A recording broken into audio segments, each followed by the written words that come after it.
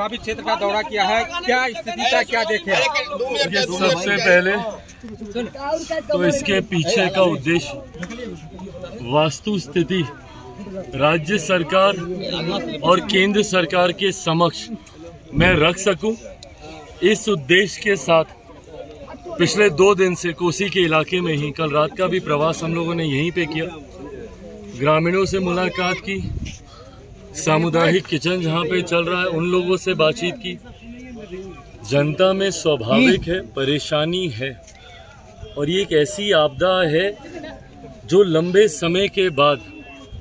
हमारे प्रदेश में इस तरीके की परिस्थिति उत्पन्न हुई है। ये भी बात सही है कि हम लोग के पड़ोस के देश नेपाल में भी इसी तरीके की त्रासदी आई है, जिसके कारण बिहार के कई जिलों में लगभग 12-13 जिलों में कोसी के कारण जो इस तरीके का कहर हम लोगों को देखने को मिला है। सबसे पहली प्राथमिकता हम लोगों की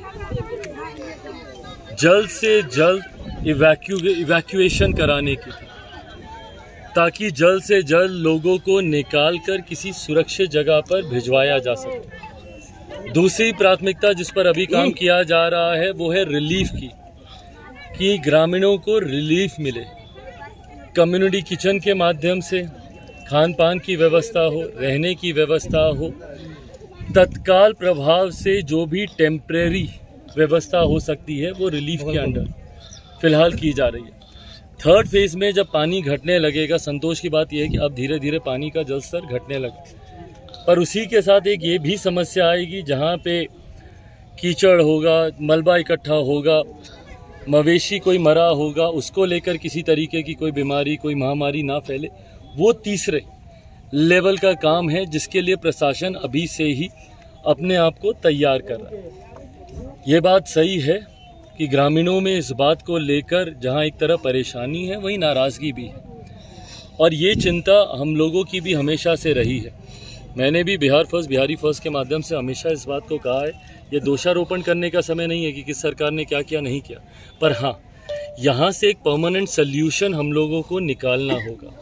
साल दर साल इस तरीके की घटना का हम लोग को सामना करना पड़ता है। ये कोई अनजानी त्रासदी नहीं है, हर कोई जानता है कि अगले साल भी संभवतः इसी तरीके की परिस्थिति बनेगी। नदियों को जोड़ने की योजना पर हम लोग को काम करना होगा,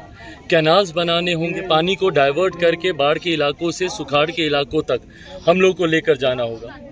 पिछले 2 दिन से यहाँ पे प्रवास करके मेरा यही उद्देश्य है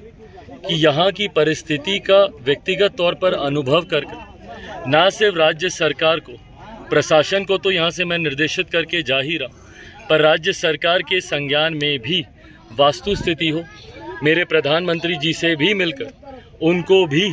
यहाँ की स्थिति की जानकारी देने का मैं कार्य करूँगा, और आगे कैसे हम लोग इसका एक परमानेंट सल्यूशन निकालें, आरोप प्रत्यारोप की बजाय कि किस सरकार में कितना काम हुआ, किस सरकार में कितना काम नहीं हुआ, उसमें जाने की बजाय भविष्य में ऐसी घटना के लिए हम लोग, ऐसी परिस्थितियों के लिए हम लोग तैयार रहें। इस दिशा में यहाँ से अब हम लोग को कार्य करने की ज़रूरत है। मंत्री जी, आप